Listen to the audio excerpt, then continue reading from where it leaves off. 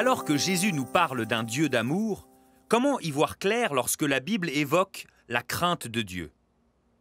La crainte de Dieu est le commencement de la sagesse, nous disent les proverbes, formule que l'on retrouve également dans les psaumes.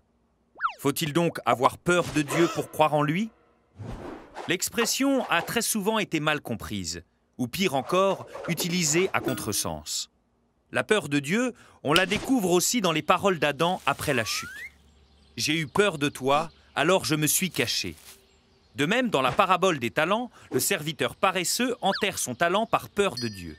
C'est donc un sentiment négatif qui voit en Dieu un juge impitoyable, un être méchant et brutal.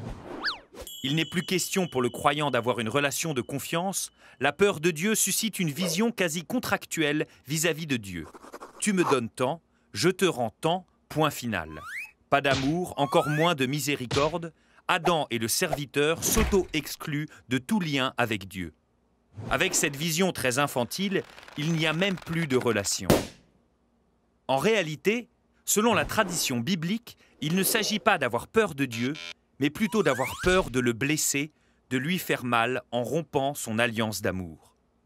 La crainte de Dieu est donc un sentiment positif, c'est le souci et le désir du croyant qui, par ses paroles ou par ses actes, craint de rompre le lien d'amour et de confiance qui le lie à Dieu.